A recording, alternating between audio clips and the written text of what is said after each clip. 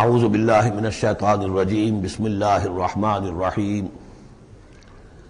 اقرأ بسم ربک الذی خلق خلق الانسان من علق اقرأ وربک الاکرم الذی علم بالقلم علم الانسان ما لم يعلم صدق اللہ العظیم رب اشرح لی صدری ویسر لی امری واحلل عقدۃ من لسانی یفقہوا قولی۔ اس سے پہلے کئی مرتبہ یہ عرض کیا جا چکا ہے کہ حضور پر جو پہلی وحی آئی تقریباً اجماع ہے اس پر کہ وہ یہ 5 آیات ہیں سورہ علق کی۔ آپ کی عمر شریف جب 40 برس کے لگ بھگ ہوئی، حضرت عائشہ صدیقہ رضی اللہ تعالی عنہا کی ایک روایت میں یہ ساری چیزیں موجود ہیں، تو خلوت گزرنی محبوب ہو گئی، غور و فکر کا غلبہ ہو گیا۔ پھر آپ غار حرا میں جا کر کئی راتیں کئی دن قیام فرما ہوتے تھے، اور شارحین حدیث کا اس پر اجماع ہے کہ وہاں آپ کیا کرتے تھے؟ کان صفت و تعبدہ فی غار حرا تفکر والاعتبار، غور و فکر، سوچ بچار۔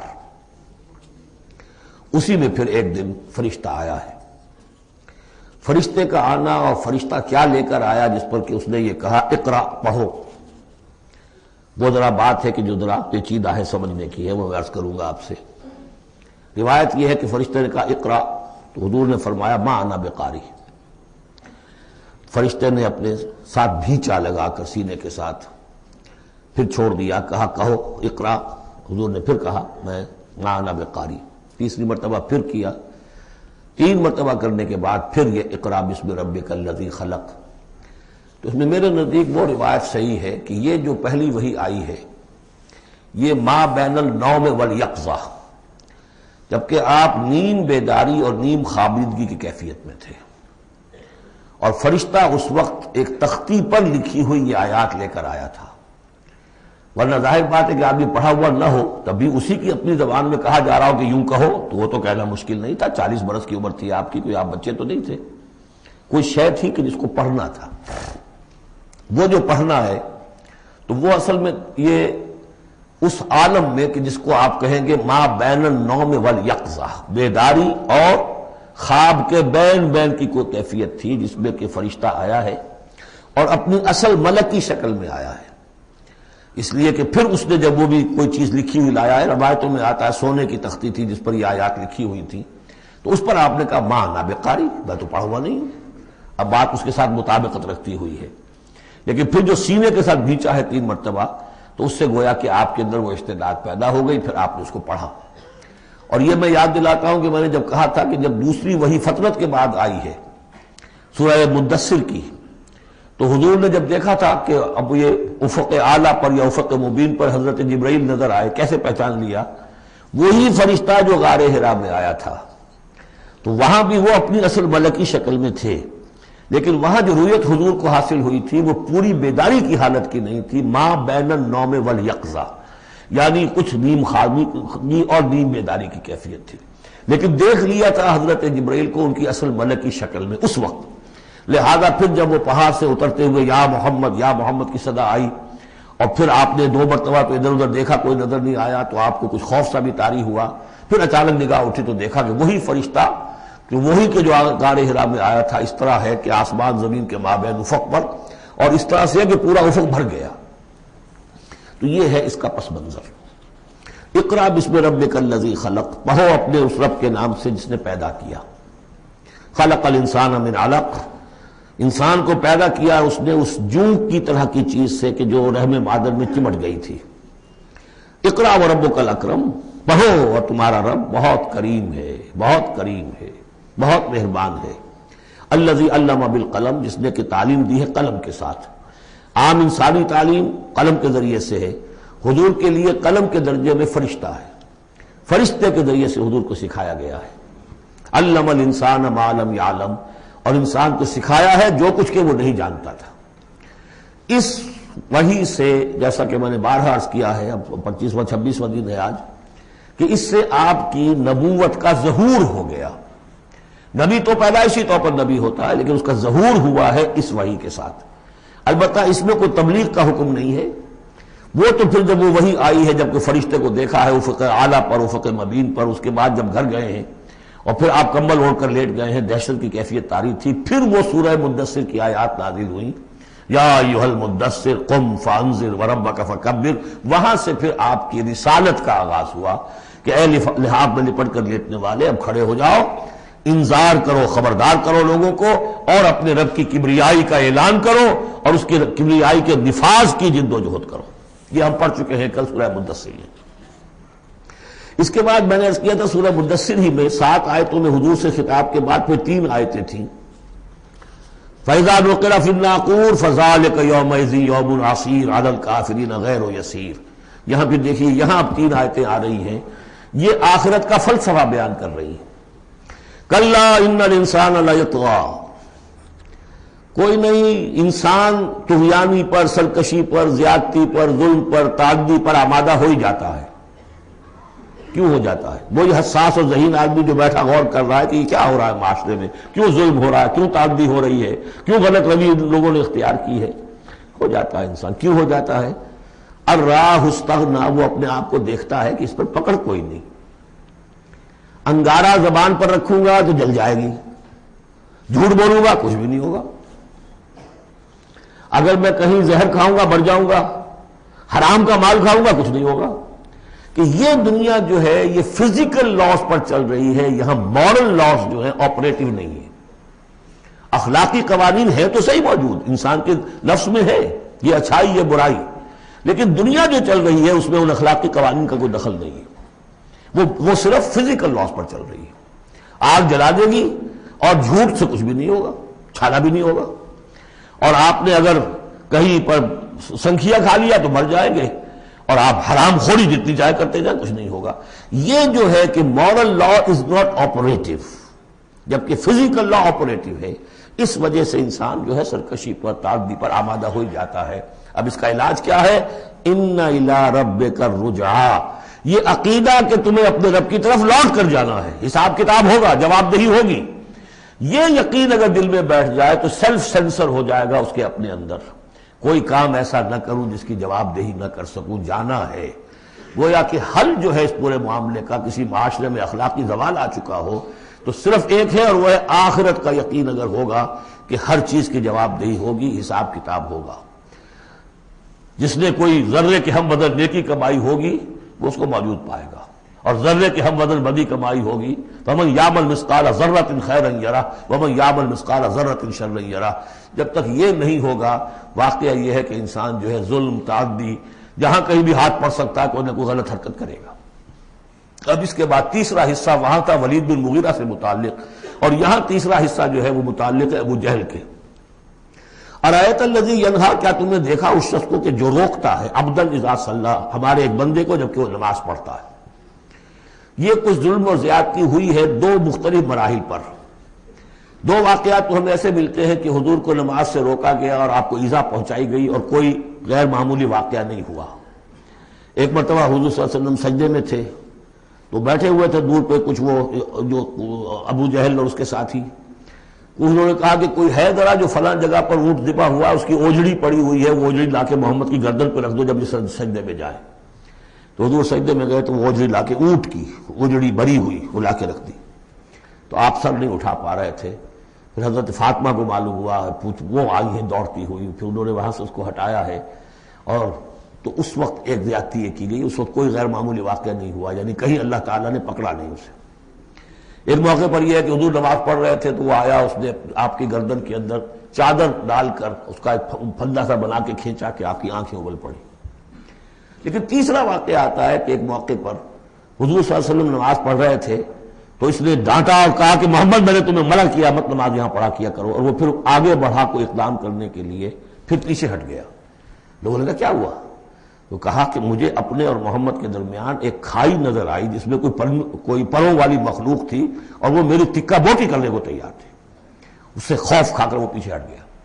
تو مجھے جہاں تک محسوس ہوتا ہے وہ یہ ہے کہ جب تک تو حضور کو ابو طالب کی پروٹیکشن حاصل تھی اس وقت تک کا معاملہ تو پہلے 2 واقعات ہیں.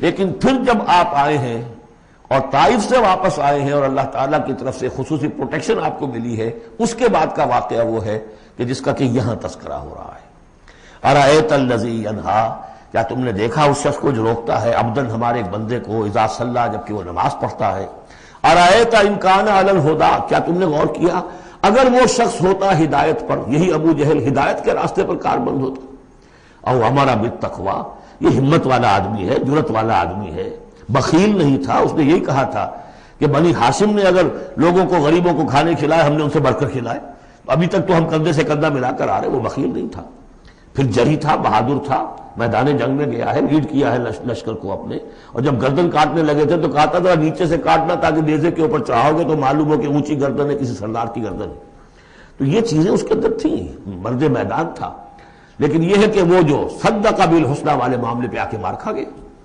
لیکن یہ کہ اگر یہی شخص ایمان لے آیا ہوتا، ہدایت پر ہوتا، تقویٰ کی تعلیم دیتا، تو آپ سمجھیے پھر کیا ہوتا، گویا کہ ایک اور عمر فاروق مل گیا ہوتا اس امت کو۔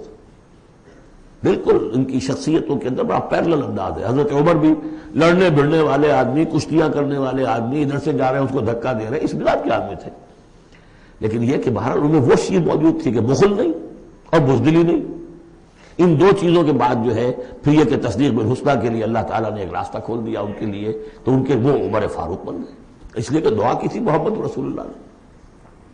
ارایت ان کذب وتولی، کیا تم نے سوچا کہ اس نے جو جھٹلایا ہے منہ موڑ لیا ہے، الم یعلم بان اللہ یری، کیا یہ جانتا نہیں کہ اللہ دیکھ رہا ہے، کلا لئن لم ینتہی، ہرگز نہیں اگر یہ باز نہ آیا، لنسفعا بالناصیہ، ہم گھسیٹیں گے اس کی چوٹی کے بال پکڑ کر، ناصیۃ کاذبۃ خاطئہ، یہ پیشانی کہ جو خطا کار ہے، جھوٹی ہے، فلیدعو نادیہ، تو بلا لے وہ اپنی پارٹی کے لوگوں کو، بلا لے اپنی مجلس کے لوگوں کو، ہم نشینوں کو، سندعو الزبانیہ، ہم بلا لیں گے جہنم کے فرشتوں کو، کلا لا تطعہ واسجد واقترب، اے نبی آپ اس کی بات نہ مانیے، آپ سجدہ کیجئے اور اللہ سے قریب ہو جائیے۔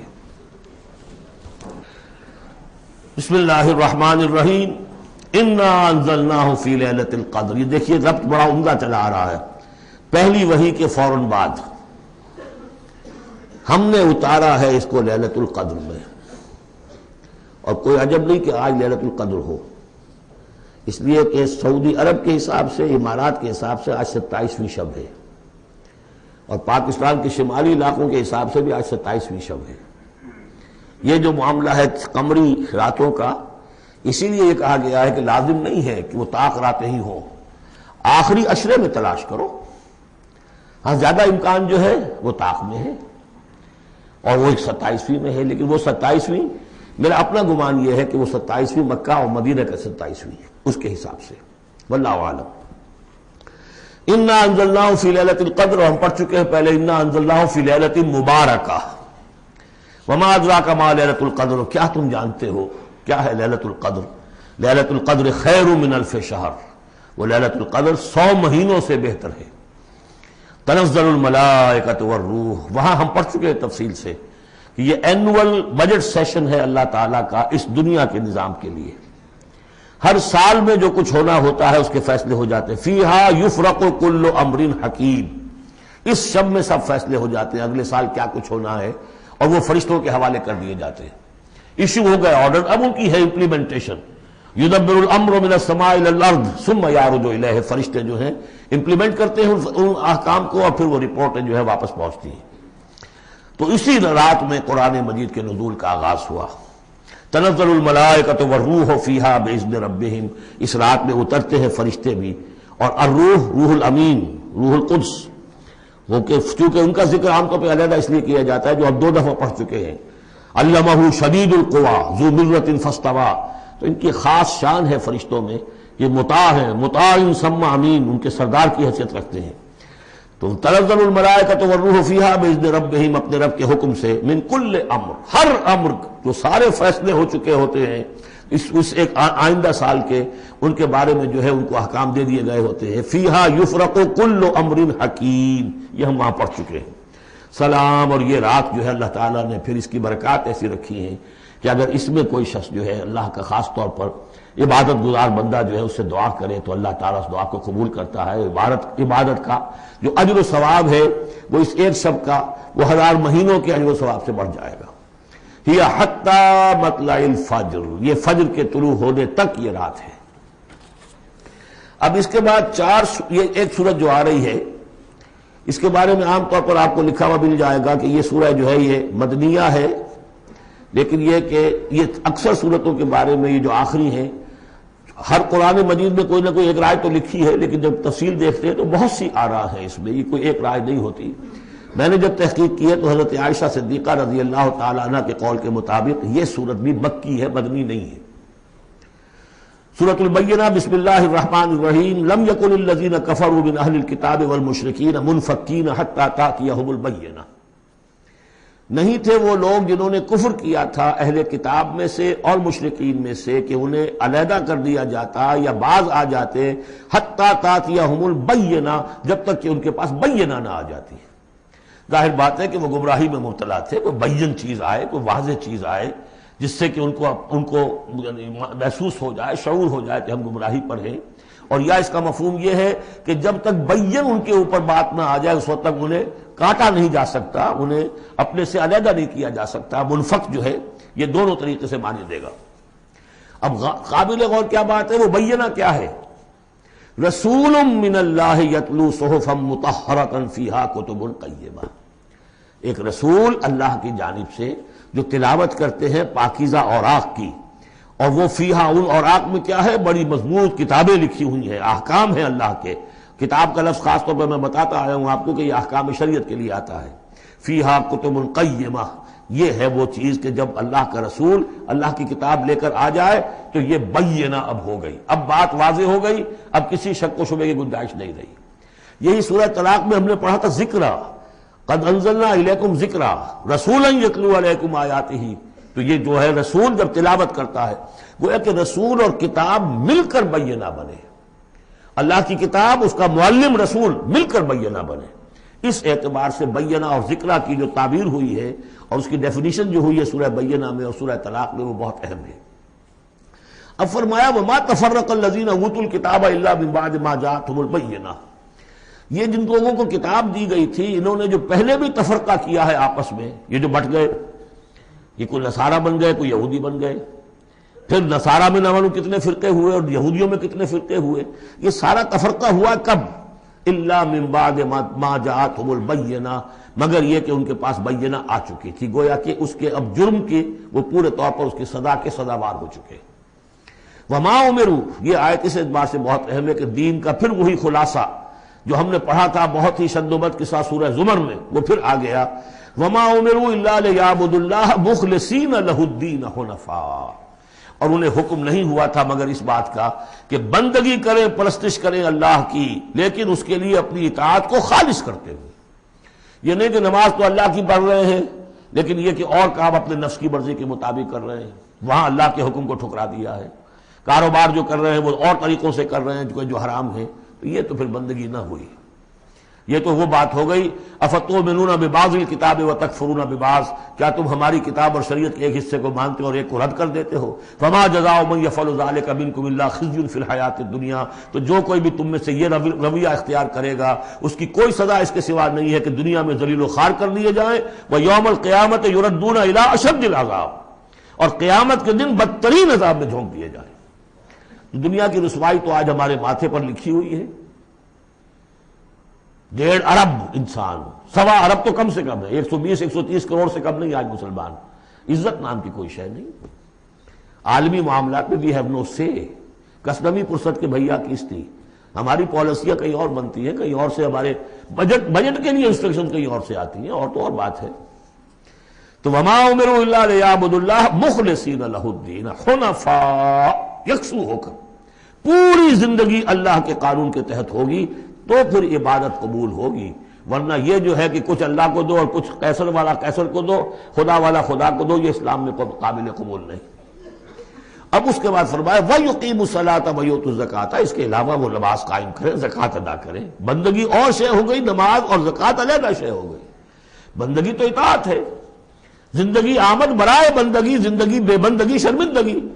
اس بندگی کے حقوں کے تقاضوں کو پورا کرنے کے لیے نماز دی گئی آپ کو، تاکہ آپ یاد تو کرتے رہیں، اللہ کو یاد تو کرتے رہیں، تاکہ وہ جو عہد کیا ایاک نعبد و ایاک نستعین دن میں 5 مرتبہ تازہ ہو جائے۔ اس کو حفیظ نے کہا ہے کہ سرکشی نے کر دیے دھندلے نقیش بندگی، سرکشی نے کر دیے دھندلے نقوش بندگی، آؤ سجدے میں گریں، لوح جبین تازہ کریں۔ یہ جو ہے اس کے اوپر دھندلے ہو گئے نقوش بندگی، نماز پڑھو تاکہ بندگی کا نقش پھر اور چمک اٹھے۔ ایاک نعبد و ایاک نستعین کتنی مرتبہ دہراؤ گے سورہ فاتحہ کو ہر نماز میں تو تم اپنے عہد کو تازہ کر رہے ہو۔ اور زکوٰۃ دو، وذالک الدین القیمہ، یہی ہے سیدھا دین، ہمیشہ کا دین۔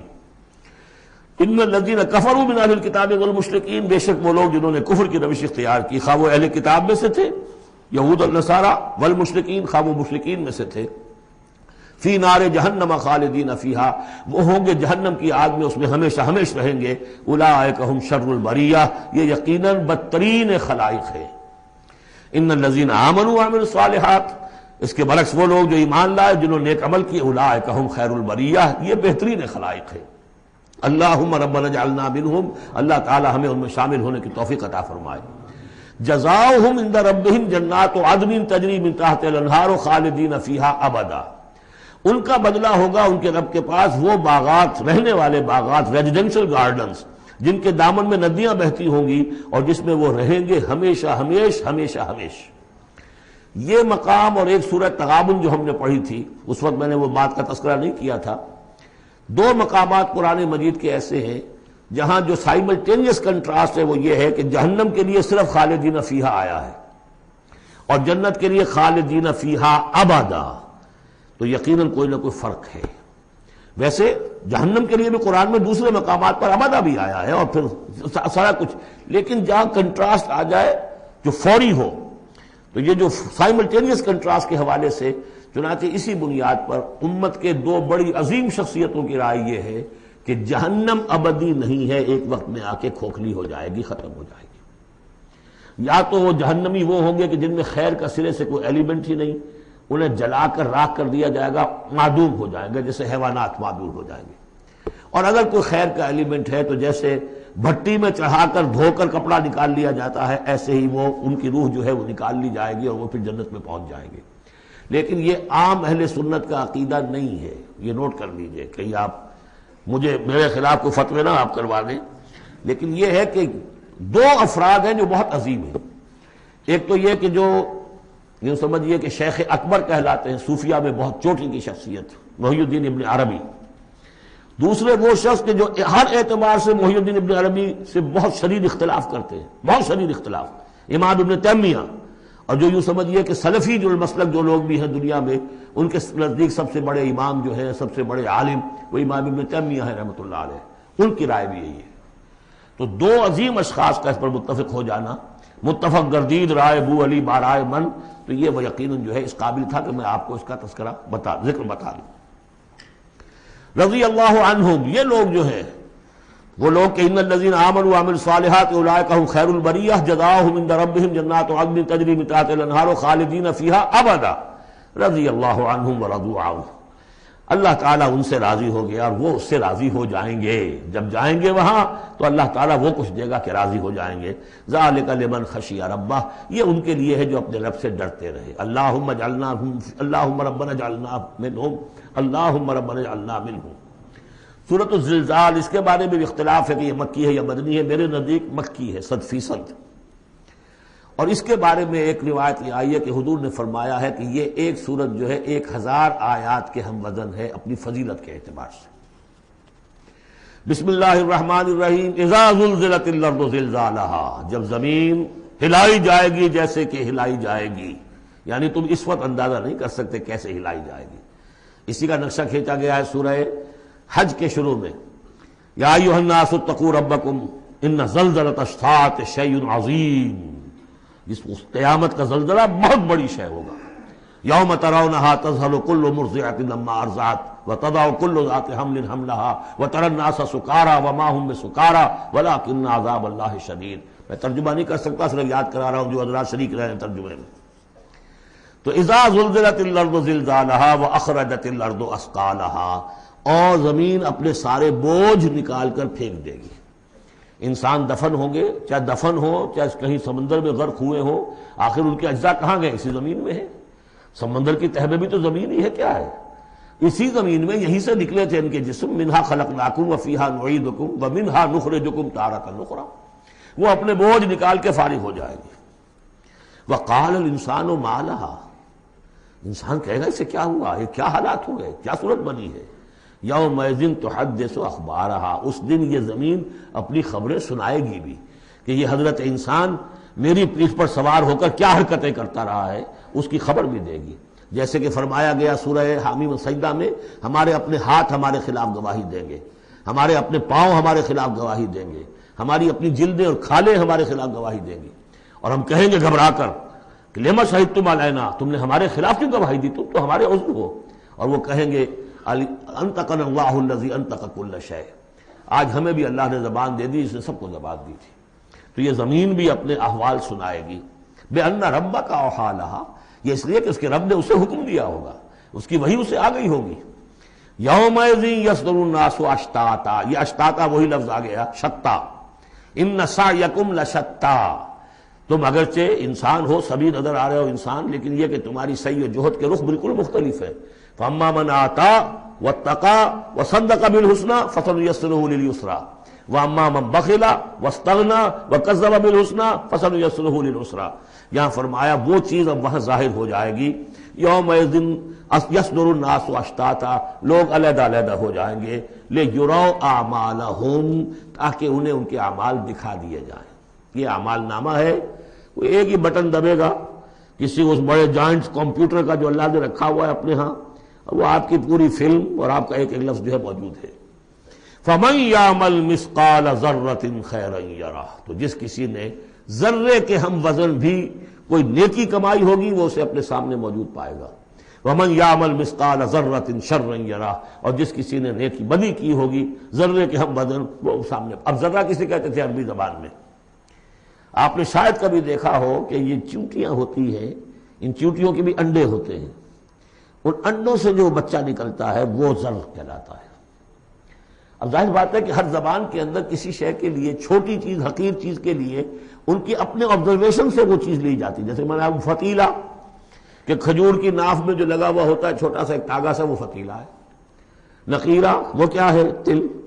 تو جو چیزیں بھی ان کے ہاں تھی مگر چھوٹا، ذرے سے مراد ہے کہ سب سے چھوٹی سے چھوٹی شے۔ فَمَن يَعْمَلْ مِثْقَالَ ذَرَّةٍ شَرًّا يَرَهُ، اس کا نقشہ ہم دیکھ چکے ہیں سورہ کہف میں، جب وہ اعمال نامہ رکھا جائے گا، وَوُضِعَ الْكِتَابُ فَتَرَى الْمُجْرِمِينَ مُشْفِقِينَ مِمَّا فِيهِ وَيَقُولُونَ يَا وَيْلَتَنَا مَا لِهَذَا الْكِتَابِ لَا يُغَادِرُ صَغِيرَةً وَلَا كَبِيرَةً إِلَّا أَحْصَاهَا وَوَجَدُوا مَا عَمِلُوا حَاضِرًا، جو کیا ہوگا موجود ہوگا۔ یہ چار صورتیں جو زلزال سے شروع ہوئی ہیں یہ ایک مزاج کی ہیں، اس میں وہی آخرت کا انذار بہت ہی یعنی بالکل جس کو کہا جائے کہ یعنی دو ٹوک انداز میں۔ سورۃ العادیات، بسم اللہ الرحمن الرحیم، والعادیات ضبحا فالموریات قدحا فالمغیرات صبحا فاثرن به نقعا فوسطن به جمعا۔ یہ پانچویں اور آخری صورت ہے اس اسلوب کی جو صافات سے شروع ہوا تھا، والصافات صفا فالزاجرات زجرا، پھر آئی والذاریات ذروا، اور پھر اس کے بعد آئی والمرسلات عرفا، پھر آئی والنازعات غرقا، اور یہ آخری ہے والعادیات ضبحا۔ اور ان قسموں کے بارے میں بھی اجماع ہے، ان کے معنی میں کوئی اختلاف نہیں ہے۔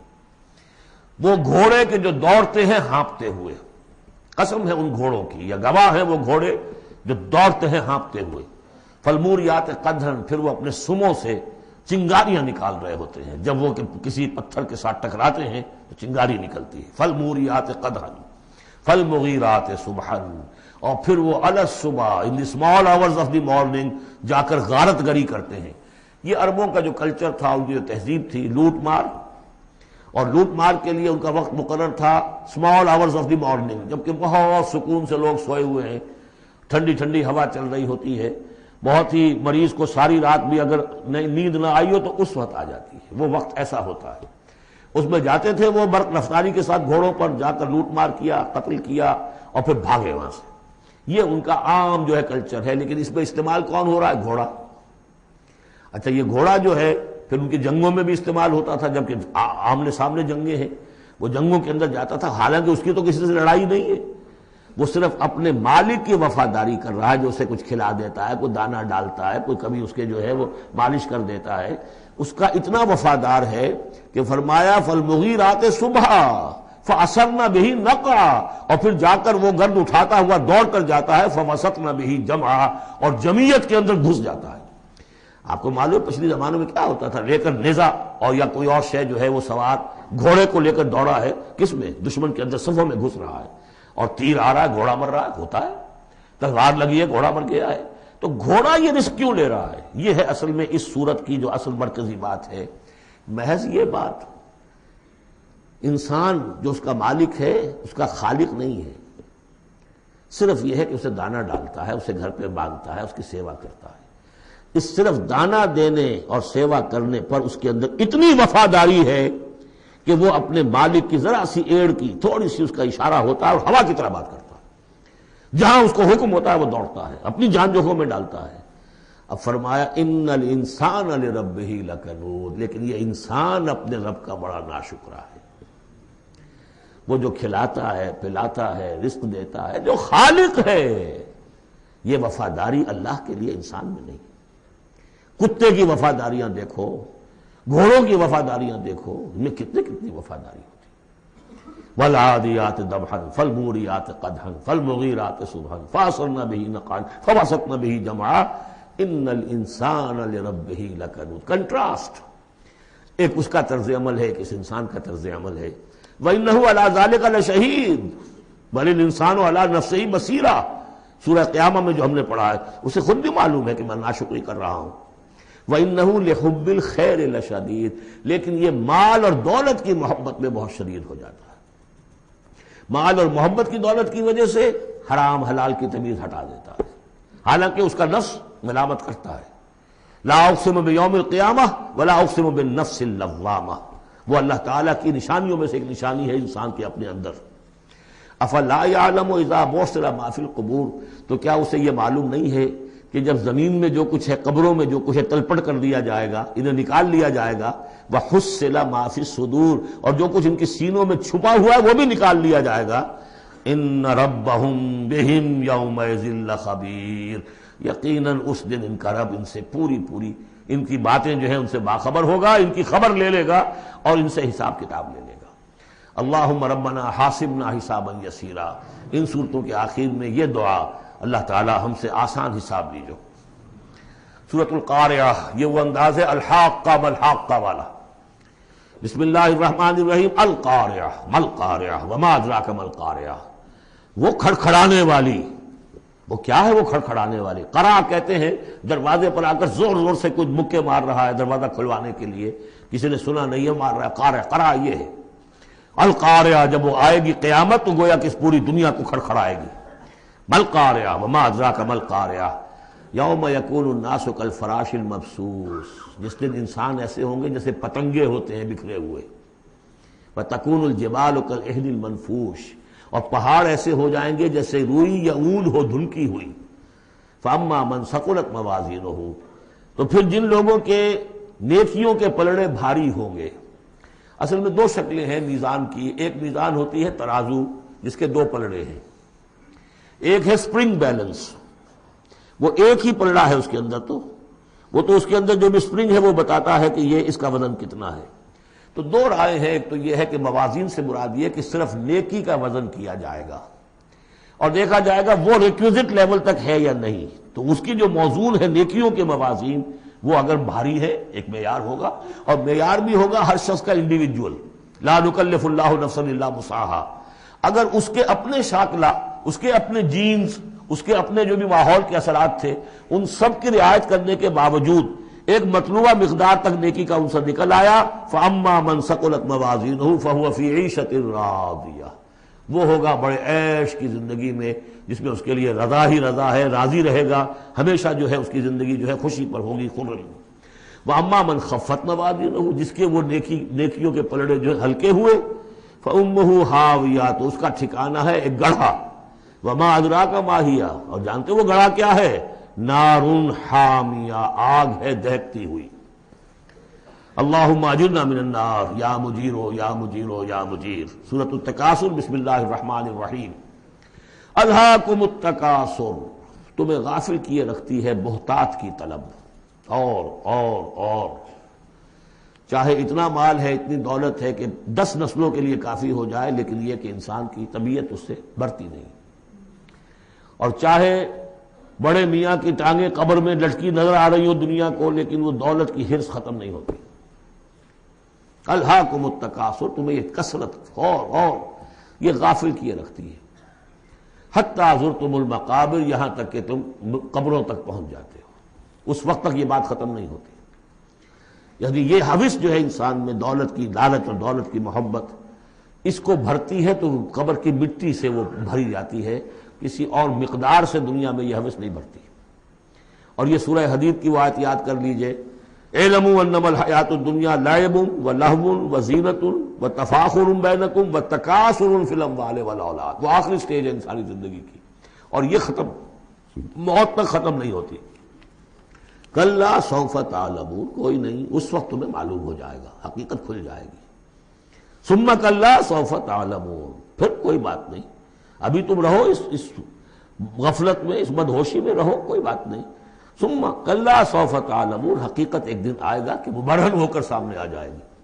جیسے سورہ جمعہ میں پڑھا تھا ہم نے کہ اے نبی سے کہہ دیجئے کہ اگر تم موت سے بھاگ رہے ہو تو موت خود آ کر تم سے ملاقات کر لے گی، تم چاہے نہ بھی چاہو وہ تو آ جائے گی، تو وہ حقائق تم پر آپشن ہو جائیں گے۔ یہ بالکل ایسے ہی ہے جیسے کہ آخری پارے کی پہلی سورت، عما یتساءلون عن النبأ العظیم الذی هم فیہ مختلفون کلا سیعلمون ثم کلا سیعلمون کلا لو تعلمون علم الیقین، کوئی نہیں، کاش کہ تم جان جاتے یقین والا علم، یہ یقینی علم ہے، کاش کہ ہو جاتا۔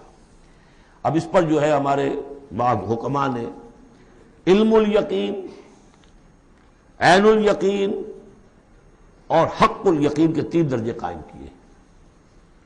علم الیقین، آپ نے کہیں دیکھا دھواں ہے، آپ نے کہا آگ لگی ہے، حالانکہ آپ نے آگ دیکھی نہیں ہے، کسی دلیل سے، استدلال سے آپ نے انفر کیا ہے کہ آگ نکلی، یہ علم الیقین ہے۔ عین الیقین، آپ نے جا کر دیکھ لیا آنکھ سے کہ آگ لگی ہوئی ہے، اب یہ اور یقین پختہ ہو گیا۔ لیکن ایک ہو سکتا ہے پتہ نہیں یہ آگ ہے یا آگ کی شکل ہے، آج کل بہت سے وہ ایسے بنے ہوتے ہیٹرز کہ جو گھر میں جا کر یہ معلوم ہوتا دیکھتے ہوئے انگارے رکھے، ہے کچھ بھی نہیں ہوا، تو اصل میں تو لائٹ کہیں اور، وہ جو حرارت آ رہی ہے وہ تاروں میں سے آ رہی ہے، وہ دہتے انگارے جو نظر آ رہے ہیں وہ ہرگز ہے ہی نہیں، آگ ہے ہی نہیں، آگ کی شکل ہے۔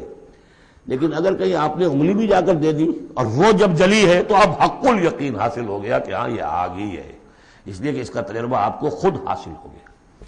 تو یہ ہے کلا لو تعلمون علم الیقین، کاش کہ تمہیں اس دنیا میں رہتے ہوئے علم الیقین ہی حاصل ہو جائے۔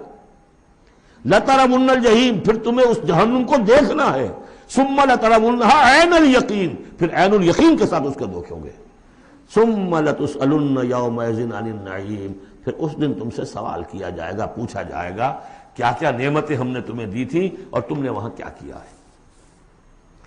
اب آ گئی وہ صورت جو قرآن مجید کے مختصر ترین صورتوں میں سے ہے لیکن جامع ترین صورتوں میں سے ہے، سورۃ العصر، جس کے بارے میں امام شافعی کے 2 اقوال ہیں۔ ایک یہ کہ لو لم ینزل من القرآن سواہا لکفت الناس، اگر سوائے سے ایک صورت کی کوئی اور چیز نازل نہ ہوتی قرآن میں، یہ لوگوں کی ہدایت کے لیے کافی تھی۔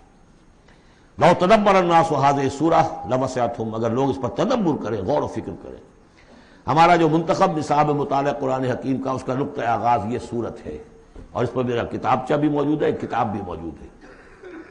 والعصر، زمانے کی قسم ہے، زمانہ گواہ ہے، پوری تاریخ انسانی اس پر گواہی دے گی۔ ان الانسان لفی خسر، یقیناً انسان خسارے میں ہے، گھاٹے میں ہے۔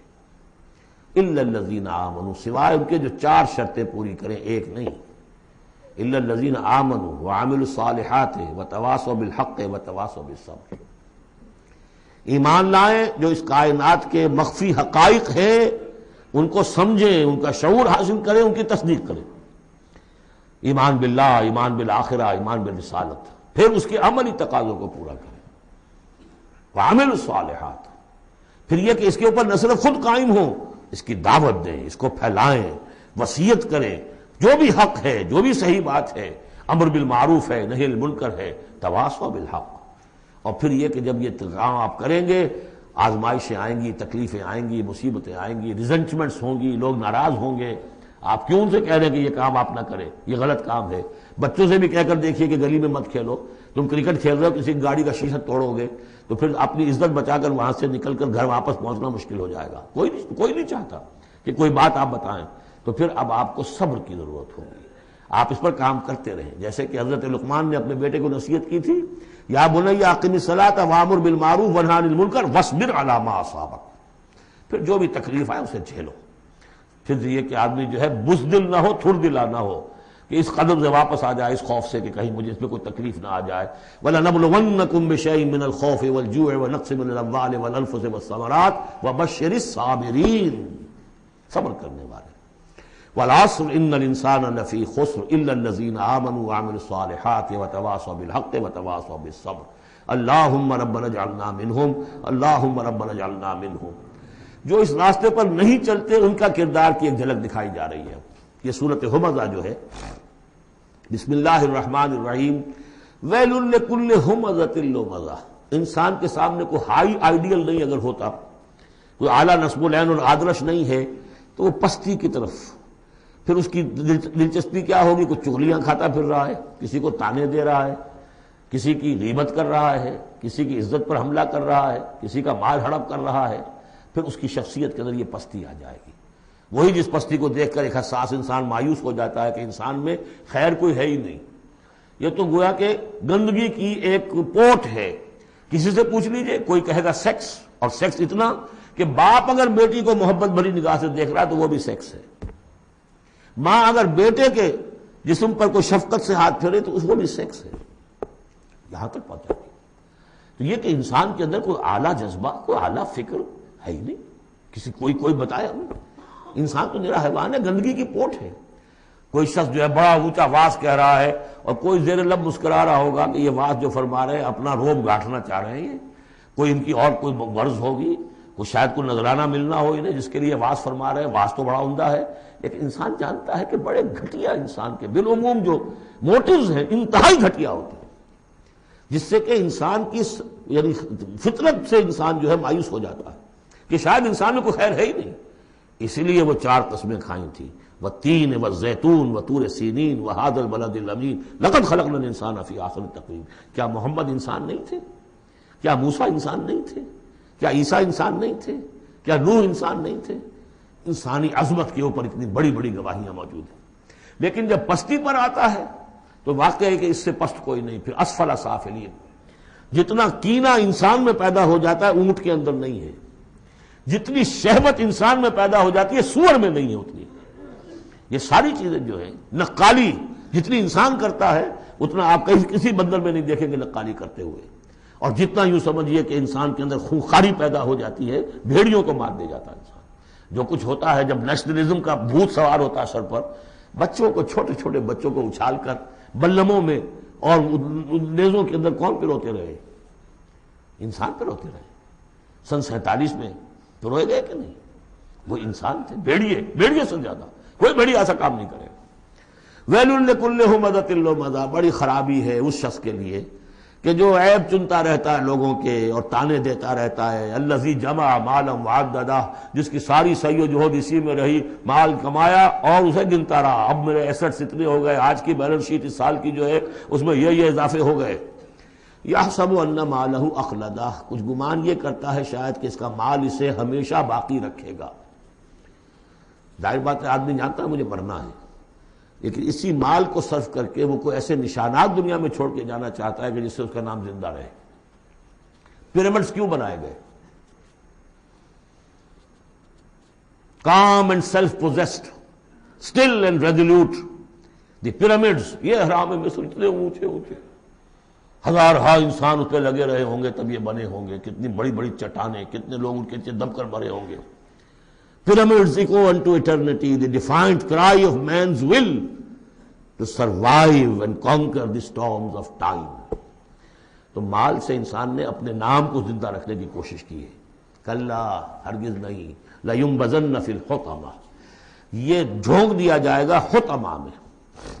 وَمَا أَدْرَاكَ مَا الْحُطَمَةُ، اور تم جانتے ہو کہ وہ کیا ہے؟ حطمہ کیا ہے؟ نار اللہ الموقدہ، وہ آگ ہے سلگائی ہوئی، التی تطلع علی الافئدہ، جو دلوں کے اوپر بھڑکے گی۔ اب یہ آگ کون سی ہوگی؟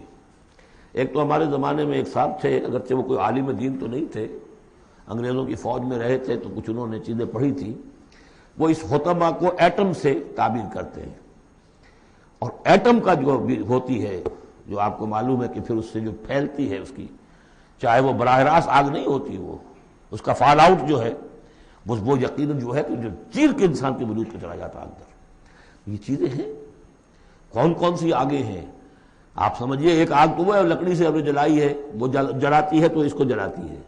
ایک آگ وہ ہے جو انفرا ریڈ ریز ہے، الٹرا وائلٹ ریز ہے، یا کوئی اور ریز ہے، یہ کھال کو کچھ نہیں کہتی، اندر جا کے آپ جسم کے جس حصے کو چاہتے ہیں اسے حرارت پہنچاتی ہے۔ وہ آگ جو ہے نار اللہ الموقدہ التی تطلع علی الافئدہ، دلوں پر جا کر وہ روشن ہوگی۔ انہا علیہم مؤصدہ، پھر وہ ان پر بند کر دی جائے گی تاکہ ساری حرارت انہی کے اوپر رہے۔ فی عمد ممددہ، بڑے اونچے اونچے لمبے ستونوں میں۔ اب جو 10 صورتیں رہ گئی ہیں ان میں سے اکثر کا تعلق سیرت النبی سے ہے صلی اللہ علیہ وسلم، اور اس میں سب سے پہلے جو ہے عرب کا وہ جو ماحول اس وقت کا تھا جس میں حضور پیدا ہوئے ہیں، آپ کی ولادت باسعادت ہوئی ہے، اور اس کے کچھ واقعات کی طرف، اور ان کا جو معاشی اس وقت کا معاملہ تھا خاص طور پر قریش کا، اس کی طرف اشارہ ہے۔ حضور کی ولادت ہوئی ہے عام الفیل میں، جس سال کہ آیا تھا ابرہہ یمن سے فوج لے کر، اور وہ بیت اللہ کو گرانا چاہتا تھا۔ اس کا ایک لمبا تاریخی پس منظر ہے، عیسائی تھا وہ، اس نے کلیسا بنایا تھا، وہ چاہتا تھا جیسے لوگ جو ہے آتے ہیں بیت اللہ میں حج کرنے کے لیے ہجوم ہوتا ہے، ایسے ہی یہاں کلیسا میں آئے، وہاں کوئی آیا نہیں، بلکہ کوئی عرب نے جا کر شرارت بھی کی، وہیں جا کر وہ رفع حاجت کرایا اندر۔ اس پر جو غصہ اسے چڑھا، اس نے کہا کہ اب ان کا جو ہے یہ بیت اللہ میں ڈھاؤں گا۔ وہ فوج لے کر آیا ہے جس میں ہاتھی بھی تھے، اسی لیے وہ اصحاب الفیل کہلاتے ہیں۔ لیکن اللہ تعالیٰ نے اپنے اس گھر کی حفاظت فرمائی معجزانہ طریق پر۔ چھوٹے چھوٹے پرندے بھیجے ہیں جو سمندر کی طرف سے غول کے غول آئے، اور ان کے چونچوں میں اور ان کے پنجوں میں چھوٹے چھوٹے کنکر تھے، لیکن وہ کنکر جب وہ اوپر سے آ رہا ہے تو وہ گولی کا کام کرتا ہے، اس کی جو ویلوسٹی ہے اور مومنٹم جو بنتا ہے اس کا اوپر سے گرنے کی وجہ سے، تو اس نے گولیوں کا کام کیا اور پوری فوج جو ہے تہس نہس ہو گئی۔ الم تر کیف فعل ربک باصحاب الفیل، کیا تم نے دیکھا نہیں کیا حشر کیا تمہارے رب نے ان ہاتھی والوں کا؟ الم یجعل کیدہم فی تضلیل، کیا اس نے ان کی تمام تدبیروں کو اور جو داؤ انہوں نے لگایا تھا بیکار اور غیر مؤثر نہیں کر دیا؟ وارسل علیہم طیرا ابابیل، اور ان پر بھیج دیے جھنڈ کے جھنڈ اڑتے ہوئے جانوروں کے، پرندوں کے، ترمیہم بحجارۃ من سجیل، جو ان کو رمی کرتے تھے۔ یہ رمی کی یادگار در حقیقت اسی کی ہے جو حج میں جا کے کی جاتی، ترمیہم رمی، وہ ان کو مارتے تھے بحجارۃ من سجیل، کنکریاں، وہی کنکریاں، سنگ گل، یہ معرب ہے فارسی سے، وہ چھوٹی کنکریاں جو ریت کی بنی ہوتی ہیں، کہیں اگر صحرا میں ہلکی سی بارش ہو جائے تو ایک ایک قطرے کے ساتھ تھوڑی سی جس کا ریت مل جائے گی، پھر اس پر دھوپ پڑی اور وہ پک گئے، وہ کنکریاں کہلاتی ہے سنگ گل، مٹی کی کا بنا ہوا پتھر، وہ کنکریاں ہیں کہ جو ماری گئی ہیں۔ فجعلہم کعصف ماکول، پھر انہوں نے کر دیا انہیں ایسا جیسے کہ بھس جو کہ کھایا گیا ہو، جانوروں کے آگے آپ نے چارہ ڈالا وہ کھا لیا، پھر کوئی تو کچھ پڑا رہ جاتا ہے ادھر ادھر، اس طرح کا کر دیا، ان کا نام و نشان مٹا دیا۔ اور یہ سن ہے جس میں کہ حضور کی پیدائش ہوئی ہے۔ بعض لوگوں کا بعض روایات سے معلوم ہوتا ہے کہ 50 دن بعد، اور بعض کا کہنا یہ کہ نہیں عین اسی دن ولادت ہوئی ہے حضور کی صلی اللہ علیہ وسلم۔ تو یہ ایک اہم واقعہ تھا سیرت النبی کے، گویا کہ آپ کے عین ولادت سے گویا جو متصل ہے۔ سورۃ قریش، بسم اللہ الرحمن الرحیم، لإلاف قریش ایلافہم رحلۃ الشتاء والصیف فلیعبدوا رب ھذا البیت الذی اطعمہم من جوع وآمنہم من خوف۔ قریش کو مانوس رکھنے کے لیے اللہ نے ان کے دلوں میں محبت ڈال دی، رحلۃ الشتاء والصیف، سفر کی سردیوں میں بھی اور گرمی میں بھی۔ اس میں اشارہ ہو رہا ہے کہ جو ایسٹ ویسٹ ٹریڈ میں قریش کو مونوپولی حاصل ہو گئی تھی۔ پہلے یہ ٹریڈ تھی ملکہ یہ جو قوم سبا کے ہاتھ میں تھی، جبکہ عروج کا دور تھا یمن کا۔ تو ہوتا یہ تھا کہ ہندوستان سے اور جاوا اور ملایا اور سماٹرا، بورنیو اور چین سے سارا جو سامان تجارت آتا تھا وہ یمن کے ساحل پر، کیونکہ نہر سویس تو تھی نہیں۔ اب ایک طرف وہ ہے فار ایسٹ، ایک طرف ہے یورپ، اور یورپ کو اور فار ایسٹ کو ملانے والے کوئی آبنائے نہیں ہے، پانی، اور وہ راستہ جو ہے round the Cape of Good Hope وہ تو 1498 میں واسکو ڈی گاما نے تلاش کیا ہے، گویا کہ حضور کی بعثت کے بعد 800 برس بعد۔ اس وقت کیا شکل تھی کہ سارا یورپ کا سامان تجارت آیا تھا فلسطین کے ساحل پر، شام کے ساحل پر، اور یہاں سے سارا مال آ کر اترتا تھا یہ یمن کے ساحل پر۔ تو کچھ عرصے پہلے تک تو کوئی 150-200 برس پہلے تک حضور سے یہ ساری تجارت یمنیوں کے ہاتھ میں تھی، یمنی قافلے لے کر چلتے تھے، یہاں سے اس مال کو لے گئے وہ وہاں تک شام تک، پھر وہاں سے مال لے آئے، اور یہ ایک طرح سے گویا کہ ایسٹ اینڈ ویسٹ جو ٹریڈ تھی اس میں انہیں کی پوزیشن حاصل تھی۔ پھر جب سیل العظم آیا ہے، ان پر سیلاب آیا ہے، وہ تباہ و برباد ہو گئے، تو پھر یہی ایسٹ ویسٹ ٹریڈ جو ہے یہ قریش کے ہاتھ میں آ گئی، اور ان کو خاص طور پر پروٹیکشن یہ حاصل تھی کہ چونکہ یہ خانہ کعبہ کے متولی تھے اور وہاں تمام قبیلوں کے بت رکھے ہوئے تھے، گویا کہ سب کے خدا ہاسٹیج تھے ان کے پاس، لہذا ان کے قافلے پر کوئی حملہ نہیں کر سکتا تھا، کسی اور کا قافلہ بچ کے جا نہیں سکتا، اس قافلے کو لوٹتے تھے بدو، اور اس کو جو ہے کوئی حفاظت نہیں ہوتی تھی، لیکن قریش کا قافلہ بدو دور رہتے تھے کہ یہ تو خانہ کعبہ کے متولی ہیں، اور اگر ہم نے ان کا قافلہ لوٹا یہ ہمارا بت اٹھا کے پھینک دیں گے باہر وہ خانہ کعبہ سے۔ اس لیے انہیں اس خانہ کعبہ کی وجہ سے وہ پوزیشن حاصل ہوئی کہ انہیں تونگری اور دولت مندی حاصل ہو گئی، اور پھر یہ ایسا کرتے تھے سردیوں کے زمانے میں یہ اپنا چکر لگاتے تھے یمن کا، اور گرمیوں کے زمانے میں جاتے تھے شام کی طرف، فلسطین کی طرف، چونکہ وہ گرم علاقہ ہے تو وہ سردیوں میں، اور یہ چونکہ وہ زیادہ ٹھنڈا علاقہ تھا وہ گرمیوں میں۔ لإلاف قریش، اس واسطے کے مانوس رکھا قریش کو، الافہم رحلۃ الشتاء والصیف، ان کے دلوں میں وہ الاف سے مراد کیا ہے کہ سفر جو ہے ان کا جاڑے کا اور گرمی کا، اس سے ان کو گویا کہ مانوس کر دیا۔ فَلْيَعْبُدُوا رَبَّ هَٰذَا الْبَيْتِ، پس انہیں بندگی کرنی چاہیے، پرستش کرنی چاہیے اس گھر کے مالک کی، اس گھر کے رب کی۔ انہوں نے یہاں لا کے 360 بت رکھ دیے ہیں، انہیں چاہیے تھا کہ خلوص اور اخلاص کے ساتھ جو اس گھر کا اصل مالک ہے، جس کی توحید کے لیے یہ مرکز بنایا تھا ابراہیم نے، ان کے جد امجد نے، اور کہا تھا کہ ربنا لیقیموا الصلاۃ، تیری نماز قائم کرنے کے لیے میں نے یہ گھر بنایا ہے، تو اس کو انہوں نے جو ہے اس کو بت قدا بنا دیا۔ دنیا کے بت قدوں میں پہلا وہ گھر خدا کا، ہم اس کے پاسباں ہیں، وہ پاسباں ہمارا۔ تو کرنا یہ چاہیے تھا الذی اطعمهم من جوع، جس نے کہ انہیں طعام پہنچایا اور بھوک سے نجات دی، انہیں غذا دی، انہیں دولت دی، وآمنهم من خوف، اور ان کو امن دے دیا ہے خوف سے کہ ان کے قافلوں کے اوپر کسی حملے کا خوف اور اندیشہ نہیں ہوتا۔ عرب میں جو بھی اخلاقی اب معاملہ ہو چکا تھا اس وقت جب کہ حضور کی بعثت ہوئی ہے، اس کا نقشہ اب آ رہا ہے سورۃ الماعون میں، یعنی یہ کہ ایسا نہیں تھا کہ سرے سے ان کے ہاں کوئی ویلیوز رہی نہ ہو، لیکن یہ کہ تلپٹ ہو جاتی ہیں ویلیوز، اور یہ کہ کچھ چیزیں ہوتی ہیں کہ جن کی حقیقت نہیں رہتی، صرف ان کی رسم رہ جاتی ہے، جیسے آج ہمارا حال ہے، رہ گئی رسم اذاں روح بلالی نہ رہی، فلسفہ رہ گیا تلقین غزالی نہ رہی۔ تو ان کے ہاں بھی یہ آ چکا تھا کہ اب وہ چونکہ جزا و سزا کے تصور سے محروم ہو چکے تھے، لہذا ارأیت الذی یکذب بالدین، کیا تم نے دیکھا اس شخص کو جو جزا و سزا کا انکاری ہے؟ کوئی جزا سزا نہیں، کوئی باعث بعد الموت نہیں، ان ہی الا حیاتنا دنیا نموت و نحیا وما یہلکنا الا الدار، اس دنیا کی زندگی کے سوا کوئی زندگی نہیں، ہم خود مرتے ہیں خود جیتے ہیں، اور ہلاک کرنے والی شے گردش افلاک کے سوا اور کوئی نہیں، ہم کوئی خدا کو نہیں مانتے۔ ایسے لوگ بھی تھے ان میں۔ ظاہر بات ہے کہ اس شخص کا کردار کیسا ہو جائے گا جو جزا و سزا کا منکر ہے، وہ تو یہی ہوگا بابر میں عیش کوش کہ عالم دوبارہ نہیں است، جب کوئی اور زندگی دوبارہ ہے ہی نہیں، یہی زندگی ہے، کھاؤ پیو عیش کرو، جہاں ہاتھ پڑ سکتا ہو ڈالو، جو چیز حاصل کر سکتے ہو کر لو، کیوں جھجک رہے ہو کہ یہ برا ہے اور یہ اچھا ہے اور یہ جائز ہے اور یہ ناجائز ہے؟ پھر تو طریقہ یہی ہوگا، تو وہ کردار کیا بنتا ہے اگر جزا و سزا کا انکاری ہوگا انسان، تو کردار کیا بنے گا؟ فَذَلِكَ الَّذِي يَدُعُّ الْيَتِيمَ، وہی ہے کہ جو یتیم کو دھکے دیتا ہے۔ کیوں کھلائے یتیم کو؟ کون سا فائدہ ہے اسے سے؟ وَلَا يَحُضُّ عَلَىٰ طَعَامِ الْمِسْكِينِ، اور کسی مسکین کو کھانا کھلانا خود تو درکنار، کسی اور کو بھی اس کے لیے کوئی تلقین کرنے کو تیار نہیں، اس لیے کہ اندیشہ یہ ہے کہ میں اسے تلقین کروں گا تو پلٹ کر مجھ سے نہ کہے کہ تم کیوں نہیں کھلاتے۔ فَوَيْلٌ لِّلْمُصَلِّينَ، ان کے ہاں نماز تو ہے، نماز کا حلیہ انہوں نے بگاڑ دیا ہے، وہ سورہ انفال میں ہم پڑھ چکے ہیں، سیٹیاں بجاتے تھے، تالیاں بجاتے تھے، لیکن وہ نماز سمجھتے تھے اسے، وہ طواف کرتے تھے خانہ کعبہ کا، اور اس میں سب سے اونچا طواف سمجھتے تھے اس کو کہ مادر ذات برہنہ ہو کر طواف کیا جائے، یہ سارے تکلفات ختم کر کے، اور بالکل جیسے دنیا میں آئے تھے، اللہ نے جب ہمیں بھیجا تھا تو اللہ کے گھر میں آئیں تو اسی طریقے سے آئیں جیسا کہ اللہ نے دنیا میں ہمیں بھیجا۔ اب ان کے یہ تصورات تھے۔ فویل للمصلین الذین هم عن صلاتهم ساہون، تو تباہی ہے، ہلاکت ہے، بربادی ہے ان نماز پڑھنے والوں کے لیے جو اپنی نمازوں سے غافل ہیں۔ اس کی روح ختم ہو چکی ہے، شکلیں بھی بدل دی گئی ہیں۔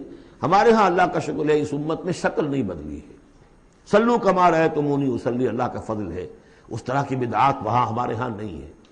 لیکن یہ ہے کہ روح جو ہے، روح نماز، حضور قلب، آدمی نماز پڑھ رہا ہو تو احساس ہو کہ میں کس کے سامنے کھڑا ہوں، اور پھر جو کہہ رہا ہو اس کو سمجھ رہا ہو، اور خلوص و اخلاص سے کہہ رہا ہو ایاک نعبد و ایاک نستعین، پھر اس پر عمل کرتا ہو، وہ کہاں کتنے ہیں۔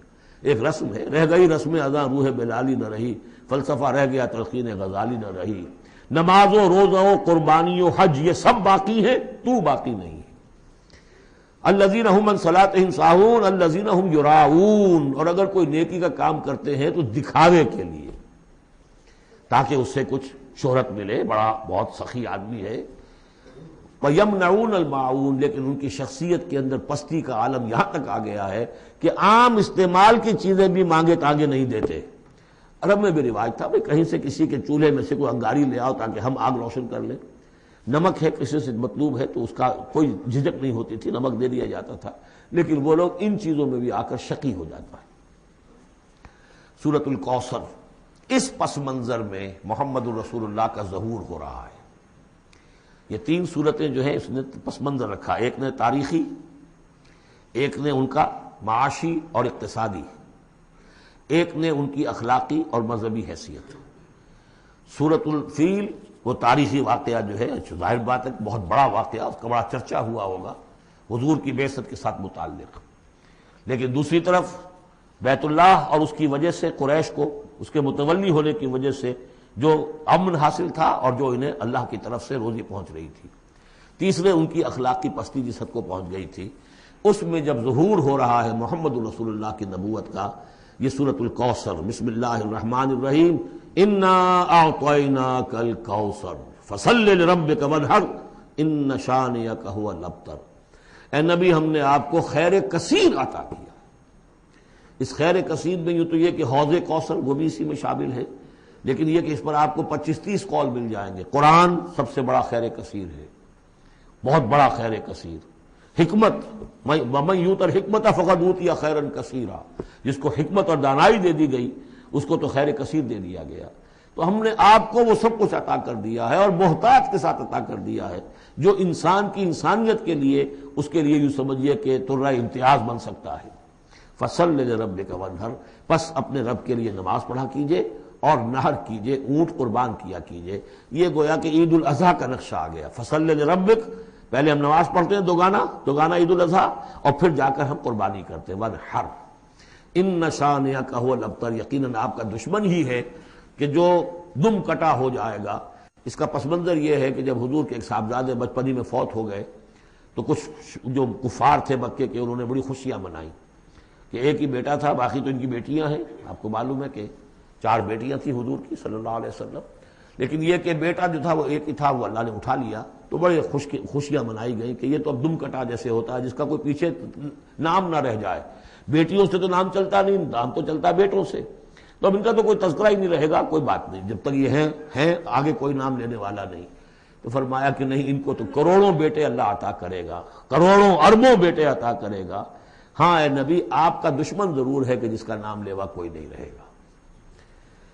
یہ جو ہے سورۃ الکافرون، یہ گویا کہ ایک اعلان ہوتا ہے آخری کسی نبی کی طرف سے کہ جب کہ وہ اپنی دعوت پیش کر چکا ہو، اتمام حجت کر چکا ہو، ہر طرح سے بات واضح ہو چکی ہو، اور قوم اس کی نہ مان رہی ہو، تو پھر وہ اعلان برات کرتا ہے، اب میرا تم سے کوئی تعلق نہیں۔